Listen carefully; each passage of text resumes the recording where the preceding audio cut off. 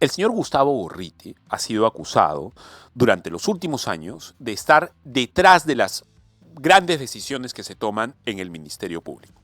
Y no solamente eso, lo hemos visto incluso al propio señor Gustavo Gorriti con toda la pompa y la desfachatez aceptar que, por ejemplo, él ha estado detrás de decisiones trascendentales de ciertos fiscales para, por ejemplo, no hacer diligencias o no detener a ciertas personas que irían en contra de los intereses, por ejemplo, de IDL o de lo que parece defender Gustavo Gorriti. Gustavo Gorriti, él mismo dijo que él llamó a cierto fiscal para que se detenga cierta audiencia que todo indica iba en contra de los intereses de IDL, ¿no? O por lo menos de los amigos de IDL. Y justamente sobre Gustavo Gorriti, hemos leído el fin de semana una denuncia del periodista Gino Román, investigador del Centro Equidad, que tras recientes investigaciones, dice él, se sacaría a la luz presuntas conexiones entre Gustavo Gorriti y un traficante de armas de origen israelí llamado Leo Gleser.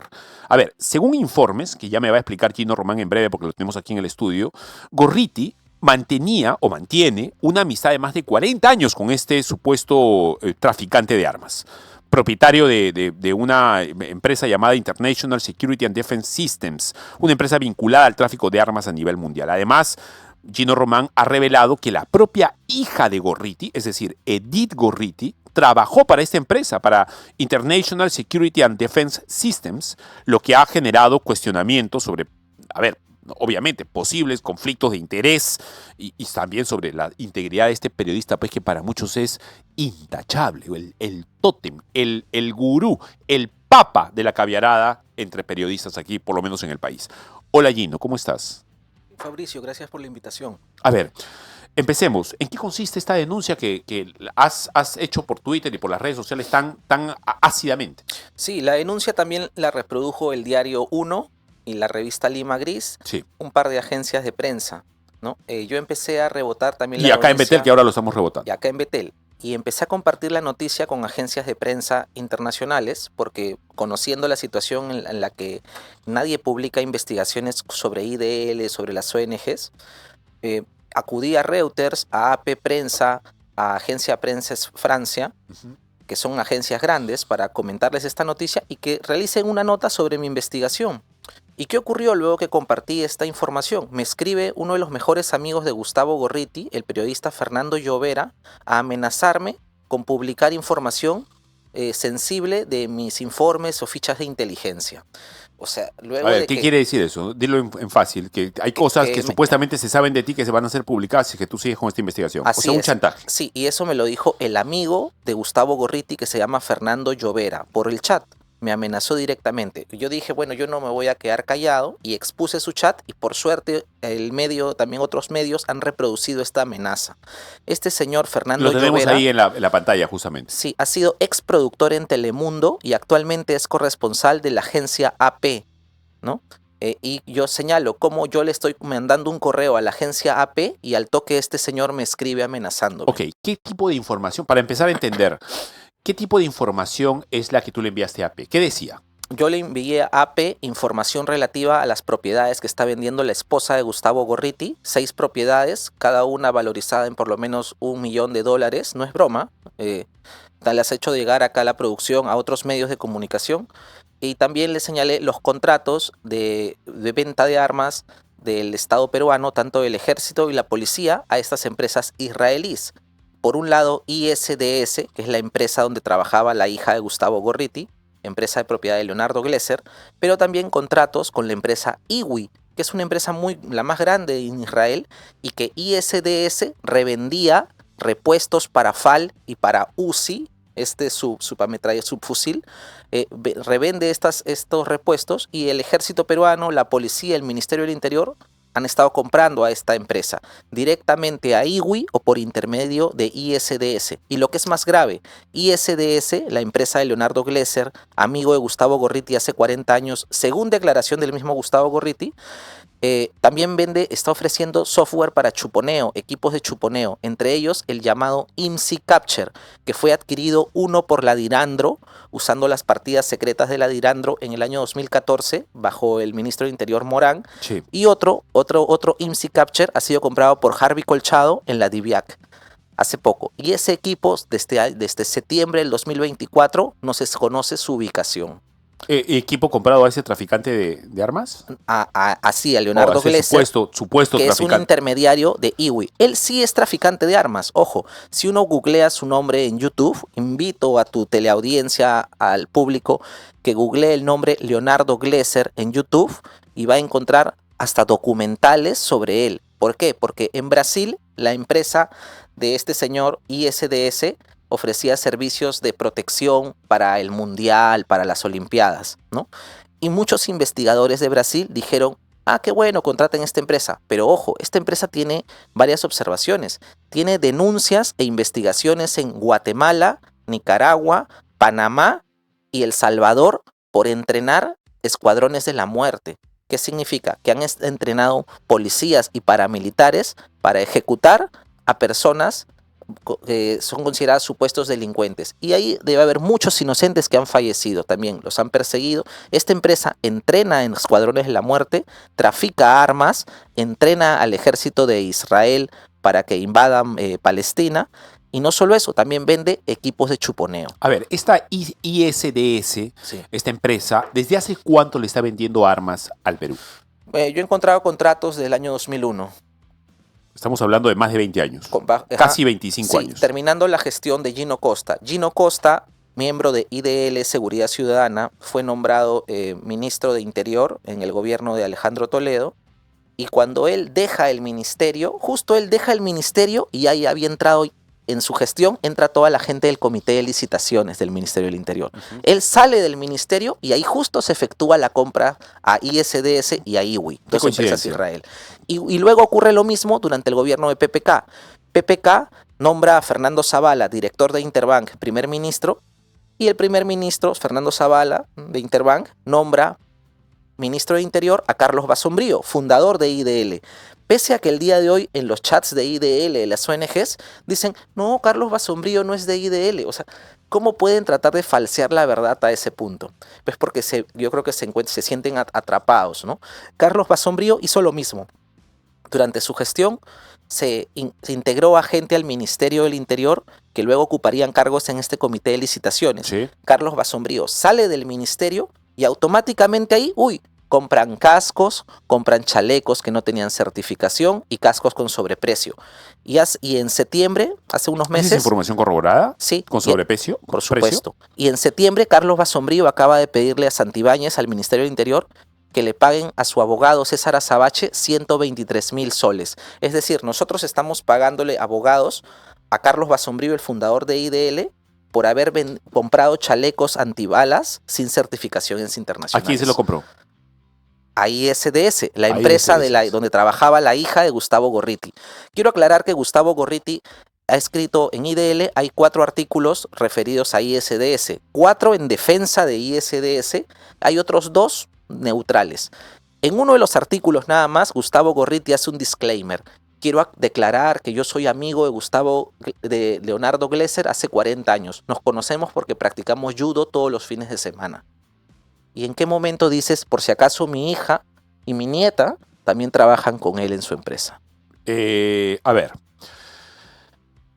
¿qué significa esto? Para que la gente lo entienda. Significa que la denuncia tiene que ver con Gustavo Gorriti, que es amigo de un traficante de armas que le está vendiendo por lo menos desde 2001 a precios que parecen no ser los correctos. O sea, habría que hacer una investigación ahí. Una serie de armamento y de material relacionado a la seguridad a esta empresa, incluso con ministros que habrían sido cercanos a Gorriti y que también habrían confabulado o que habrían comprado ese tipo de cosas a lo largo de 25 años. De su misma ONG son. Salidos de IDL. E incluso la hija de Gorriti, ¿cómo es esto? La señora Edith Gorriti trabaja o trabajó para ISDS, esta empresa de traficante de armas. Sí, por supuesto. En la página web de ISDS, si uno revisa el historial de la página web, puede notar esto, que del año 2005 al 2010 figura como trabajadora de la empresa ISDS, como coordinadora de ventas, una persona que se llama Edith Tusouri. Yo dije, ¿quién será Edith Tusouri? Entonces me puse a buscar en internet y veo que Edith Tusouri es una persona que vive en una comunidad judía ortodoxa en Estados Unidos. ¿Y quiénes son los padres de Edith Tusouri?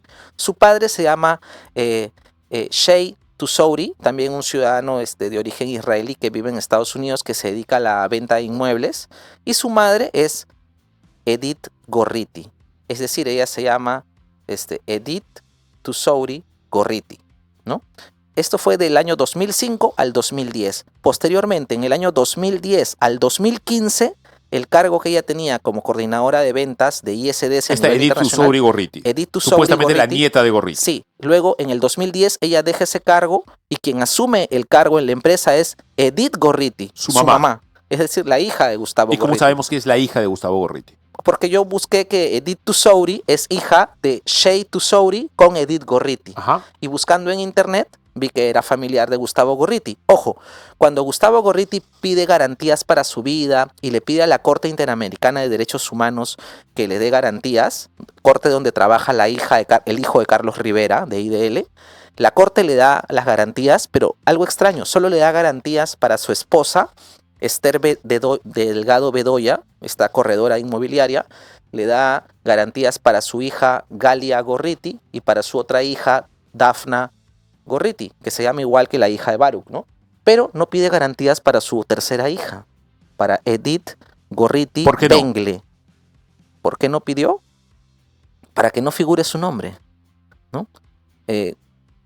Y estratégicamente no figura su nombre. Lo busqué en Sunat y Esther Gorriti Bengle, la primera hija de Gustavo Gorriti, le ha entregado un poder a la esposa de Gustavo Gorriti, es decir, a su madrastra, que se llama Esther Delgado Bedoya. Le ha entregado un poder para que sola firma pueda representarla aquí en Perú. ¿Qué intereses puede tener la coordinadora de ventas de una empresa de tráfico de armas en Israel que le vende a África, a México, a Brasil, para que le dé un poder a la esposa de Gorriti acá en Perú? Esa es la pregunta. Sí. La pregunta, a ver, lo que Gorriti puede responder a eso, perfecto, no habría que buscarlo a Gustavo Gorriti. Santi, hay que mañana, hoy día, hay que preguntarle, sí, la verdad hay que buscarlo porque estamos recogiendo la denuncia de parte de Gino Román, hay que ver qué cosa es lo que dice el propio Gorriti, ¿verdad? Pero lo que él podría decir, asumo, entiendo y me imagino, Gino, es que lo que hacen mis amigos no tiene nada que ver conmigo. A ver, el señor Glesser puede estarle vendiendo una bomba atómica al Perú también y eso no tiene nada que ver conmigo, son sus temas privados de él. Claro, bueno, él dirá que no tiene nada que ver con el hecho que su hija y su nieta sean contratadas por un traficante de armas israelí, ¿no? Pero si son amigos hace 40 años, hacen judo todos los fines de semana en Lima, se entiende que le habrá dicho, oye, mi hija es psicóloga, ¿no quieres contratarla para que reclute mercenarios y les revise sus currículums? Ah, sí, está bien, pásamela. Porque esta empresa también se dedica a esas cosas. Esta empresa tiene un lado legal. Vendo armas a ejércitos, brindo seguridad para eventos, para espectáculos deportivos grandes, olimpiadas, mundiales, pero también tiene un lado ilegal. Trafica armas, entrena escuadrones de la muerte. Y yo digo, ¿no será que estas propiedades que vende la esposa de Gustavo Gorriti, Esther Delgado Bedoya, esas propiedades son propiedades que están a nombre de la otra hija de Gorriti? Y por eso le ha dado el poder a su mamá, porque su mamá muestra los inmuebles. Yo tuve la oportunidad de conocer a la esposa de Gustavo Gorriti viendo un inmueble. Me iba a mudar a Surquillo y a Aurora, por Miraflores, y me mostró un departamento muy bonito. Por lo menos ese departamento valdría más de $500,000. Gino, a mí lo que me causa curiosidad es por qué cuando tú enviaste esta denuncia que has traído acá a Betel y que la has compartido con otros medios también, se la enviaste a AP, que es una agencia conocida, saltó inmediatamente una respuesta a tu bandeja que provenía del ex productor de Telemundo que trabaja en AP actualmente y que te trató en términos bien complicaditos, o sea, como medio amenazándote por la denuncia que estabas emprendiendo. Es ilógico que un periodista amenace a otro periodista por la denuncia que está haciendo con un tercero, un privado, con un XX. Ahora hay un tema. en mi investigación, que yo solo he publicado la primera parte, en la tercera parte menciono a Fernando Llovera, pero ¿cómo él podría haber sabido que yo lo iba a mencionar si esa información no se la pasé a AP Prensa? ¿Sí, no? Pero él también está involucrado. ¿Por qué? Porque hubo una época donde los periodistas estaban recibiendo partidas secretas de la Dirandro, de la DIVIAC, a cambio de hablar bien de ellos, a cambio de ser las fuentes. A ver, ahí te responde a algo. Permíteme leerlo. Mantengámoslo ahí, por favor, Angelito. Regresa a la anterior imagen. Esa es. Ahí, pongámosle pausa, por favor. Dice, es lo que te contesta este señor Llovera, ¿verdad? Fernando, ¿verdad? Sí. No es Daniel, sino es Fernando Llovera. El periodismo de investigación es una cosa, el panfletismo es otra, dice. Usted no tiene idea, es que no veo bien, con quién se está metiendo? tratando señor Román. Ojo. Le recomendaría informarse bien. No se imagina la cantidad de tonterías fantásticas que se pueden encontrar en una ficha de inteligencia. Así es. Dicho esto, creo que ya no tenemos nada más que hablar. O sea, te está diciendo, cuídate de lo que estás hablando porque te puedo sacar cualquier cosa a ti. Y quiero mencionar algo muy interesante, mira. Carlos Basombrío, que es investigado en la fiscalía por este caso, esto está judicializado, ¿ok? Han salido a decir, no hay carpeta fiscal, no hay nada. Sí, por favor, esa es la gente que paga IDL o que están en sus chats, que los están mandando a decir, es mentira, es fake news, no hay carpeta.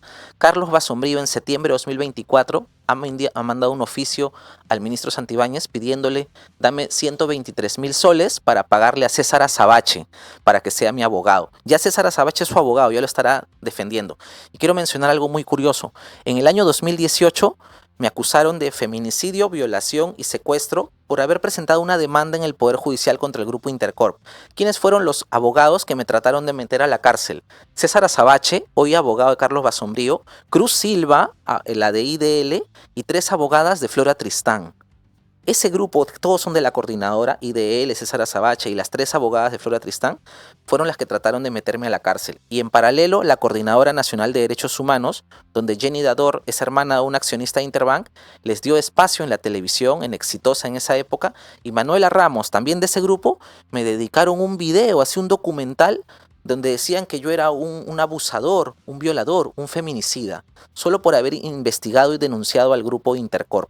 Y ahora noto lo mismo. Estoy investigando a IDL, a Gustavo Gorriti, y señalo con pruebas que su hija trabaja para un traficante de armas y que 2 ministros de IDL, Carlos Basombrío y Gino Costa, han metido al Estado a gente que luego integró estos comités de selección.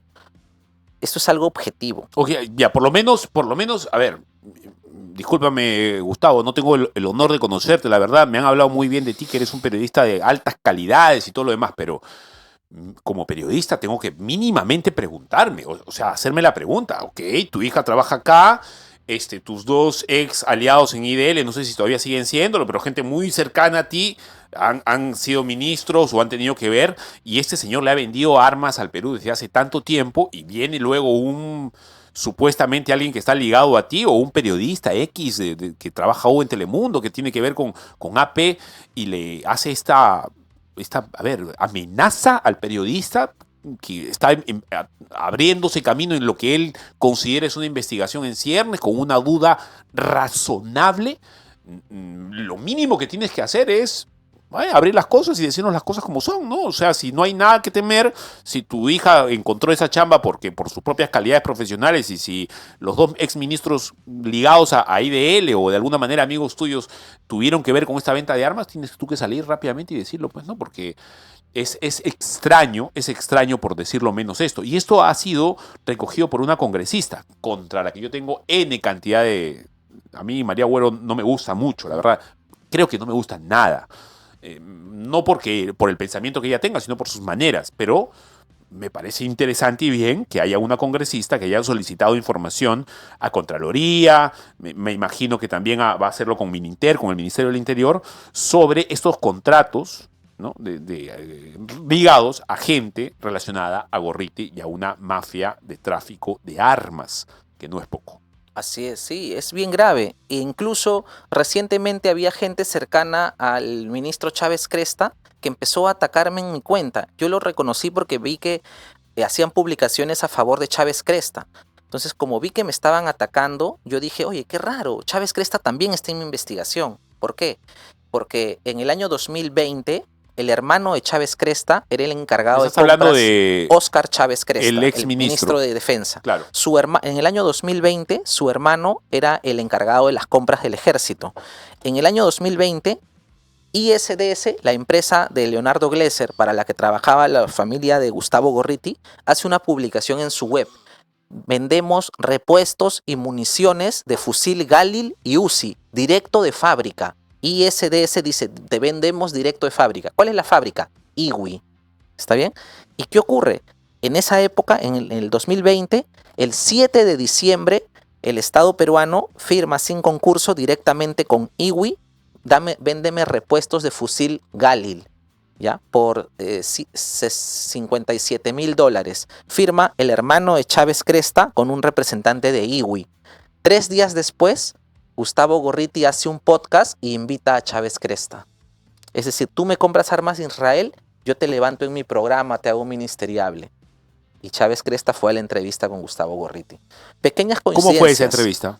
Una entrevista echada donde hablaban de cómo mejorar, qué hacer por la pandemia. O sea, se ve cuando una entrevista es armada, pues, ¿no? No es rigurosa. ¿Te parece si no hay vamos a una preguntas. pequeña pausa y empezamos a hablar de otras cosas ligadas a Gustavo Gorriti? Porque tú tienes buena memoria y quiero escarbar un poco en ese personaje a ver qué otros bemoles le podemos encontrar. Por supuesto. Vamos a una pausa y regresamos. Bien, estamos aquí en Betel Radio, 100.1 FM con Gino Román. Vamos a hablar ahora de Gustavo Gorriti. Nos ha traído una denuncia seria y muy preocupante. Gino Román, que es director del Centro Equidad. Es una ONG, ¿verdad, Gino? Sin fines de lucro que nos dedicamos a investigar y a denunciar a grandes empresas, los abusos de los bancos, de las inmobiliarias.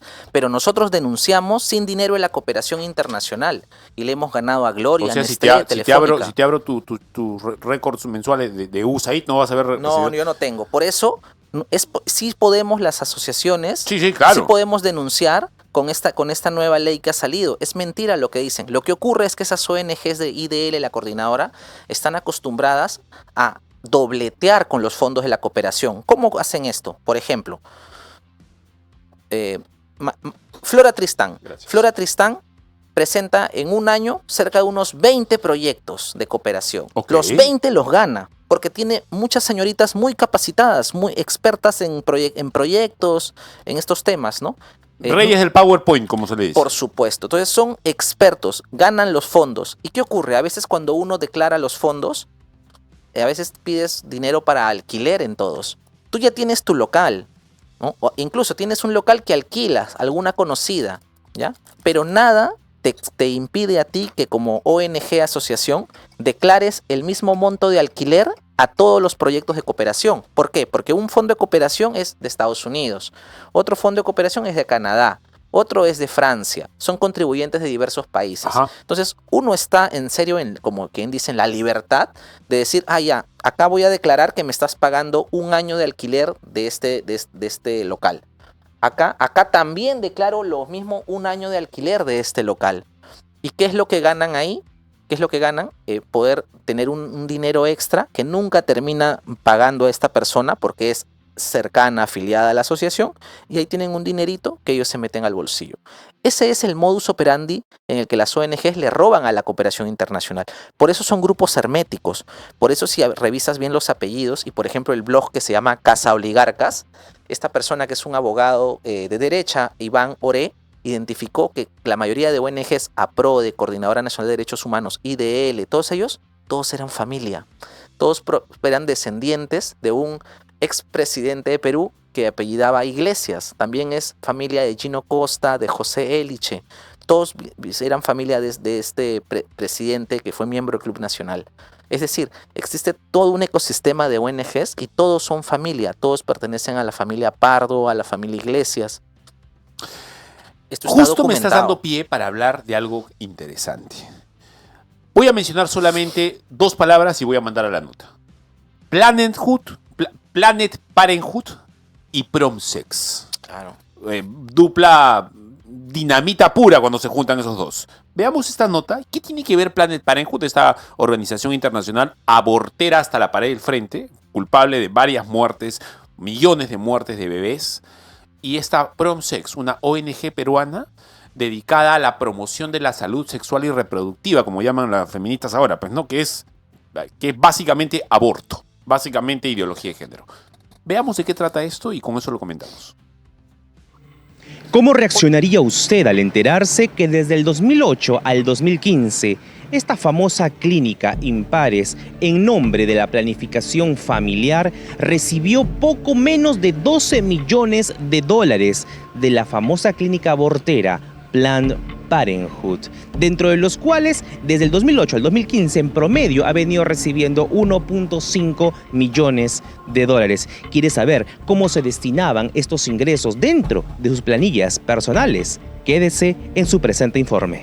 Una ONG con fachada de centro de salud desde hace 47 años. Los documentos a los que hemos tenido acceso son de la propia Agencia Peruana de Cooperación Internacional del 2008 al 2015, donde se comprueban los 47 millones de dólares que recibió Impares de fuentes externas, de las cuales el 25% fue íntegramente de la Planned Parenthood, aquella clínica americana que promueve el aborto desde sus redes sociales, señalando que el aborto es vida y salud. Impares es oficialmente una sucursal de Planned Parenthood en el Perú, porque ellos en su página web, ahí está, claramente, ¿no? Ahora, no promueven el aborto abiertamente, pero obviamente fondos que vienen de Planned Parenthood son básicamente para facilitar el ecosistema, de tal manera que leyes como el aborto puedan ser aprobadas. En el 2008 encontramos de Impares el proyecto Macho, que intenta, según ellos, explicar las diferentes masculinidades del hombre. Para este proyecto se recibió $95,000 de la Planned Parenthood, de los cuales $42,352 se fueron solo en el pago a su personal, es decir, casi el 50%. ¿Cómo creció tanto la influencia de la Planned Parenthood en Perú? Si un aborto callejero te cuesta alrededor de unos 1.500 soles, estas clínicas no te van a cobrar 1.500, sino te van a cobrar $3,000. Entonces ahí hay un tremendo negocio. O sea, finalmente la industria del aborto termina generando réditos económicos. Mi amiga Xiomi me llevó a Impares. Ella me dijo que allí había consejerías en salud sexual y reproductiva y profesionales que me orientarían de manera correcta para saber qué opciones seguir. El pasado 28 de septiembre, Impares lanzó un post en su cuenta en X, usando su mal llamado lenguaje inclusivo, exigiendo el aborto por medio de su supuesto derecho a decidir sobre sus cuerpos sin ser juzgados. Esta es la manera en la que dicen cuidar, informar y empoderar. Lo que buscan, vuelvo a repetir, es influenciar, condicionar o oponerse, pero llevando una agenda, y repito, esa agenda en buena parte contraviene principios, valores y disposiciones de la Constitución. Estas cantidades otorgadas de la Planned Parenthood a Impares fueron subiendo progresivamente cada año desde el 2008, a tal punto que para el 2015, con su aparente objetivo de brindar consejería a mujeres con embarazos no planificados, Impares recibió un presupuesto de $1,5 millones, de los cuales $1 millón se fue en asistencia técnica y $61,000 en personal. ¿Cuánto termina afectando esto a la sociedad? Afecta, digamos, el sentido de lo que es la moral social o la cultura, ¿no es cierto? Nosotros tenemos una forma de comportarnos, de entendernos, de coexistir. Eso pretende ser destruido. En medio del disfraz que tiene Impares para promover su agenda abortista, también aparecen figuras como Karen, quien se para en los exteriores para intentar persuadir a las jovencitas a que no aborten. Este cartel que dice no al aborto es básicamente para que las mujeres que están por aquí, ¿no?, y están pensando abortar, pues reflexionen y tomen conciencia de eso, y sí lo hemos logrado. Los documentos hablan por sí mismos. Impares ha venido siendo millonariamente financiada por la abortista Planned Parenthood, y lo curioso sigue siendo ver cómo gran porcentaje se va para el bolsillo de la propia planilla. Esperamos que la nueva ley APSI tenga resultados visibles con organizaciones como estas.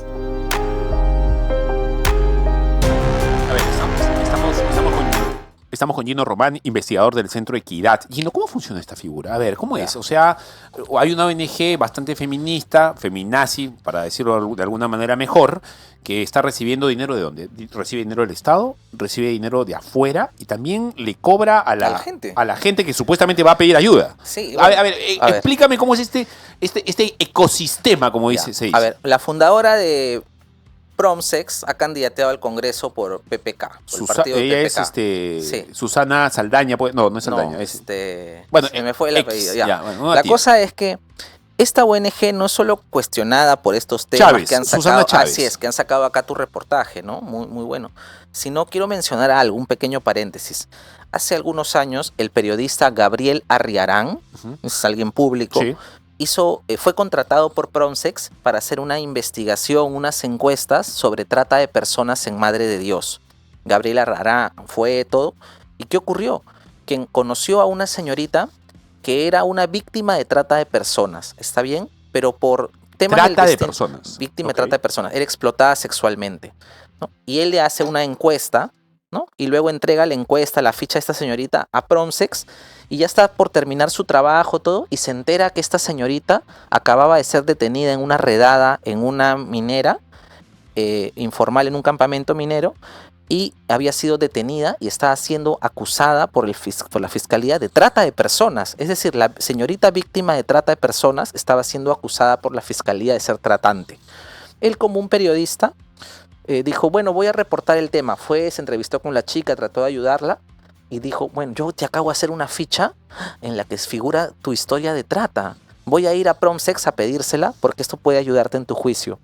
Fue a Promsex, conversa con Susana Chávez, la directora de Promsex, y le dijo lo necesario que era usar esta ficha para apoyar a la señorita y que no sea acusada de trata de personas. Y la directora de Promsex se negó a darle la ficha donde figuraba que esta señorita era una víctima de trata. ¿Por qué?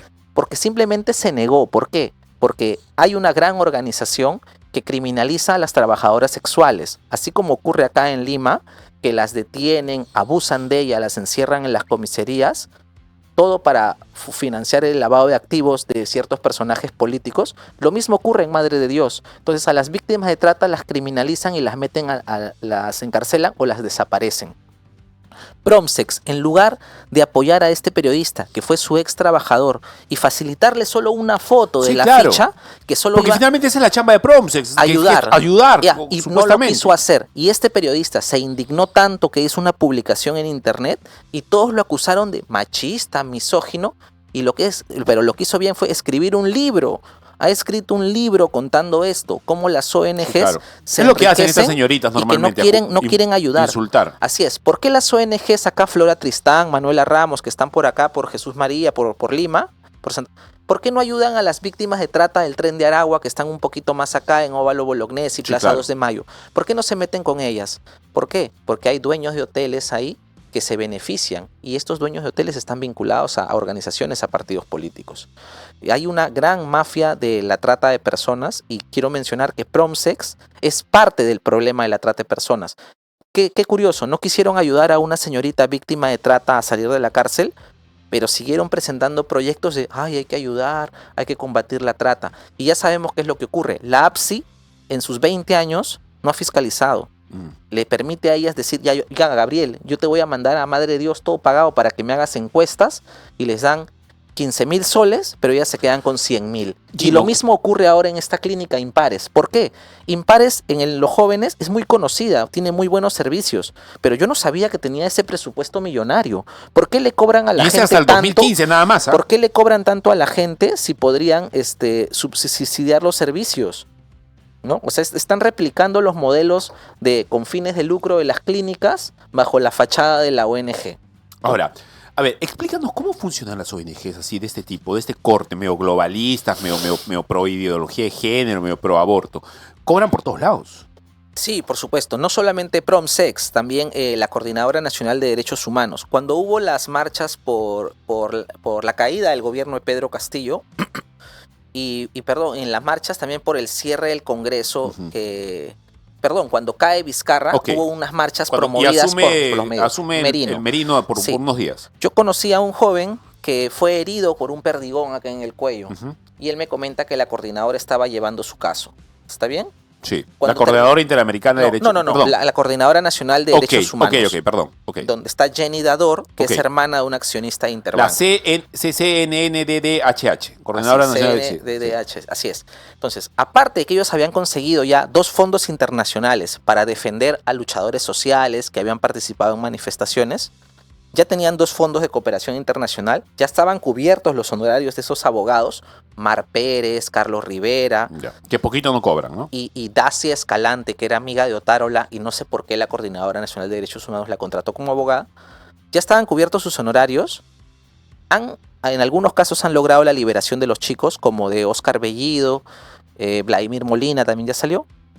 Y luego, una vez que han salido, les han querido cobrar el 30% de la indemnización. ¿Cómo? Porque el Estado, la Coordinadora Nacional de Derechos Humanos, Jenny Dador, se reunió con el gobierno de Dina Boluarte para negociar cuánto iban a ser las indemnizaciones por muertos y por heridos. Y las ONG querían chapar su pedacito ahí también. Pues. Y luego que ya habían cobrado a la cooperación, qué están hipócritas recibiendo deleznables, de verdad. honorarios del Estado, porque ya ganaste el caso y te corresponde que te devuelvan los gastos. Y a la víctima, a mi amigo que recibió un perdigón acá en el cuello, les querían cobrar el 30% de ¿Y sus cuál es el honorarios. razonamiento para pedirle plata a la gente si ya están cobrando un montón de dinero Ya. por otro lado? Fue tal el acoso que mi amigo se fue a Francia. Querían su tajada, querían, no, tú sabes, ya tenemos un acuerdo. Yo le dije, no le des, y se fue a Francia. No te miento, así como este periodista Fernando Llovera me amenaza, me escribe con que va a publicar cosas sobre mí, estas ONGs también le exigen el pago del porcentaje de la indemnización a las personas que han representado. Y ese es un ejemplo de lo que me estás diciendo. Esto debe ocurrir masivamente, digamos. Yo solo conozco el caso de la Coordinadora Nacional de Derechos Humanos, que agrupa a 80 ONGs. Agrupa a IDL, a Flora Tristán, a PRODE, ¿no? A las Manuelas. A Sede Paz, así es.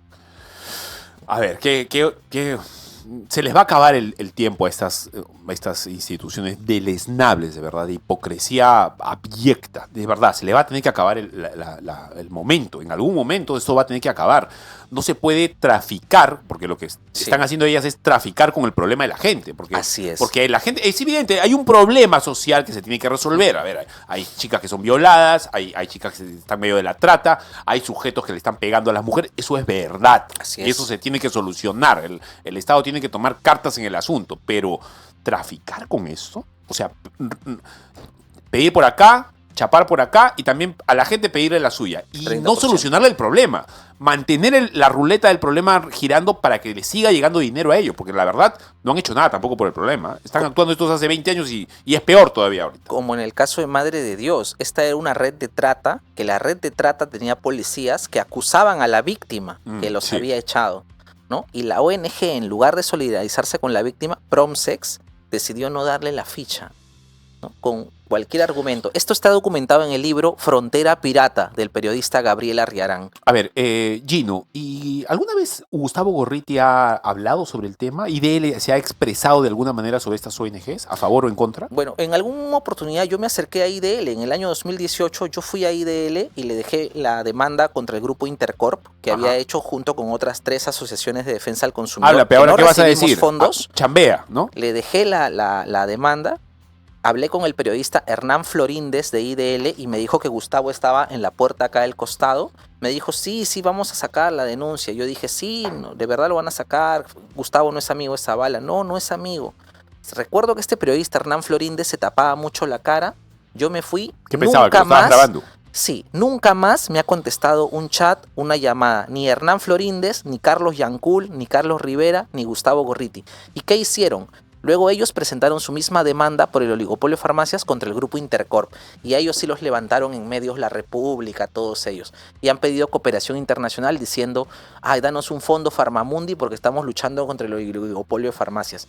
Ellos son como una camarilla, son varias ONG, son 70 ONGs de la Coordinadora Nacional de Derechos Humanos que han acaparado los fondos de la cooperación internacional. Lo digo, ¿por qué? Porque yo también tengo mi asociación, que es el Centro de Protección al Ciudadano Equidad. Y hasta el año pasado tuve la oportunidad de representar a todas las asociaciones de protección al consumidor del Perú en el Consejo Nacional de Protección al Consumidor, ¿no? Ahí estábamos 109 asociaciones de defensa al consumidor a las cuales yo representaba, y de las 109 en 20 años no hemos recibido ni un sol de la cooperación internacional, de USAID, y le hemos ganado a Telefónica, Claro, Cineplanet, Odebrecht, Interbank, BCP, Gloria, Nestlé, le hemos ganado a grandes empresas, a Apple, a Telefónica, sin dinero en la cooperación. Entonces me da una vergüenza ver a las ONGs haciendo una publicidad diciendo, contratan a esta actriz Paulina Bazán, que es de Alianza Lima, ¿sí? La contratan para hacer publicidades diciendo, sí, el Congreso quiere cerrar las ONGs, quiere acabar con nuestra labor, con esta ley. Eso es mentira. Solamente se quieren fiscalizar porque las ONGs han estado lavando activos. Esto lo ha señalado la SBS. La SBS emitió un informe que señala que la Unidad de Inteligencia Financiera solo ha supervisado a 10 ONGs en 20 años. O sea, lo que dicen en esta publicidad que saca la Coordinadora Nacional de Derechos Humanos, que ya son supervisados por la SBS y la Unidad de Inteligencia Financiera, es falso.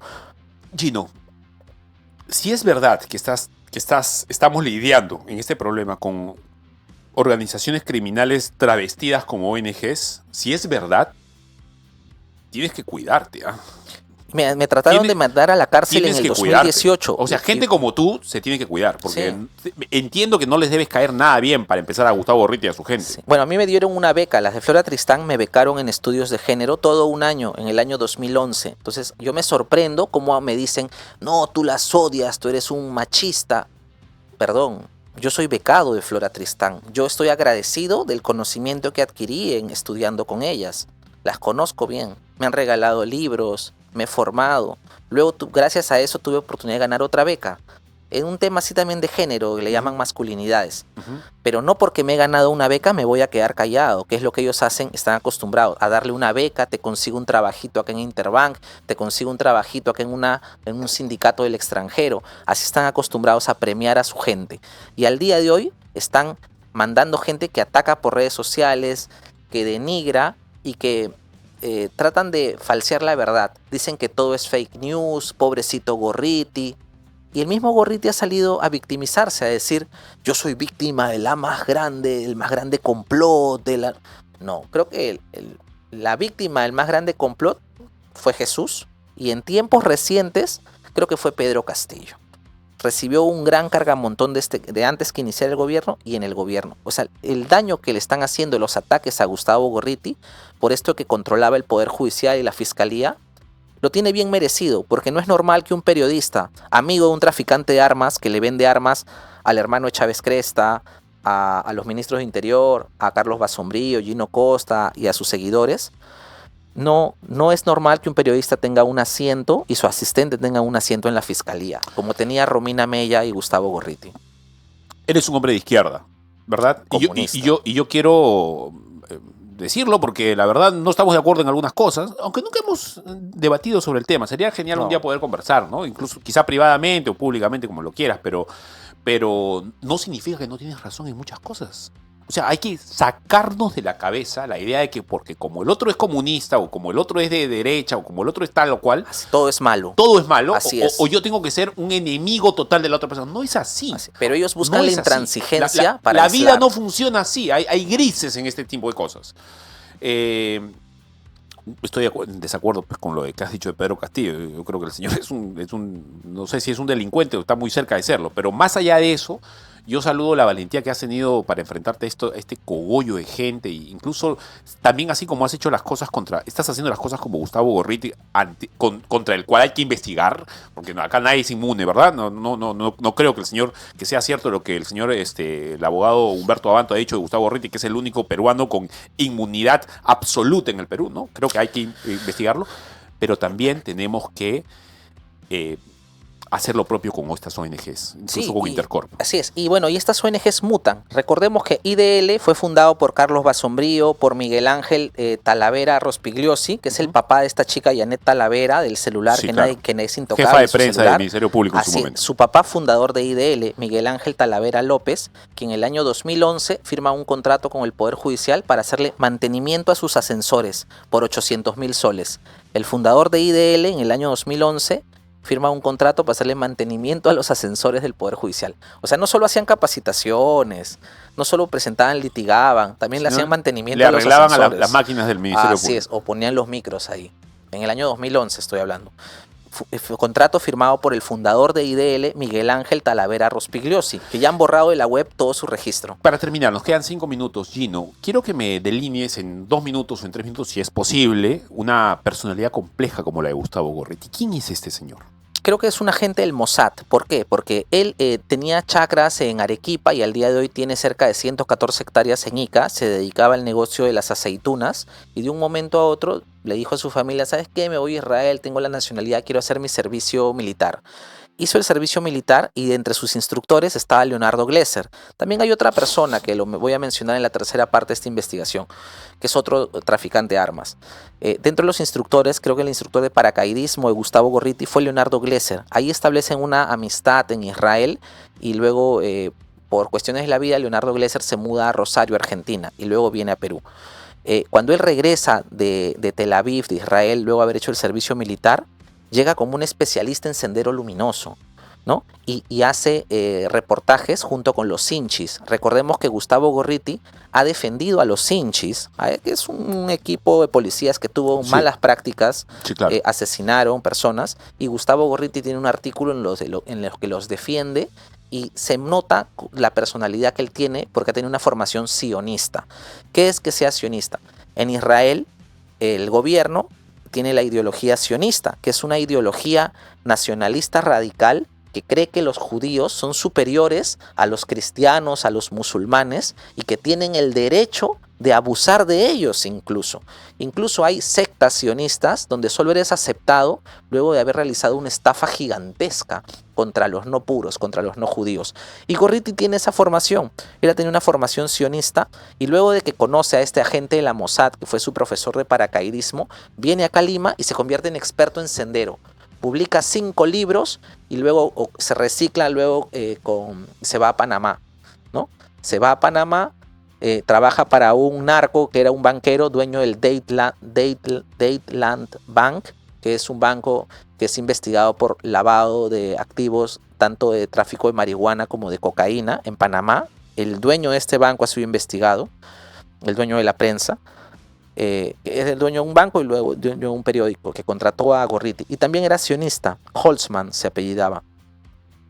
Gorriti, en Panamá también la empresa ISDS, donde trabajaba la hija de Gorriti, ya también vendía armas a Panamá. También está investigado por vender armas a Panamá. ¿Se puede probar todo eso? Sí, y justo Gorriti ¿Cómo se puede probar? Sale de Panamá. Por los contratos, se puede solicitar por acceso a la información todos los contratos de compra de armas y entrenamiento militar de estas empresas. Acá en Perú ya lo solicitó la congresista María Agüero, pero falta a nivel internacional. Luego de que Gustavo Gorriti se posiciona ya en Panamá y regresa acá, ayuda a Alejandro Toledo en su campaña. Todos lo hemos visto a Gorriti asesorando a Alejandro Toledo. Y cuando Alejandro Toledo gana las elecciones, nombra como ministro de Interior a Gino Costa, que era director de IDL Seguridad Ciudadana, se llamaba en ese entonces. Posteriormente, PPK, que era el primer ministro de Toledo, cuando llega al poder, nombra como ministro de Interior a Carlos Basombrío, también de IDL, ¿no? Y qué curioso que la hija de Carlos Basombrío a la fecha, me parece, trabaja en Panamá para una empresa de Fernando Zavala que se llama Promotic. Mucha curiosidad. Qué interesante. Me estás dando buenas ideas. Seguramente vamos a conversar después del programa en privado. Bien, muchas gracias, Gino. Muy amable. No, gracias a ti, Fabricio, y a todo tu equipo por sacar esta información que no sale porque las ONG son muy poderosas. No, y tienes toda la libertad para cortar y viralizarlo desde tu punto, desde tus redes, porque nosotros también vamos a hacer lo propio. Ya, genial. Saludos para todos los que tengas contacto y para todos tus amigos. Un gran abrazo. Dios te bendiga. Vamos mañana a regresar a la misma hora aquí en Hora Punta. Chao.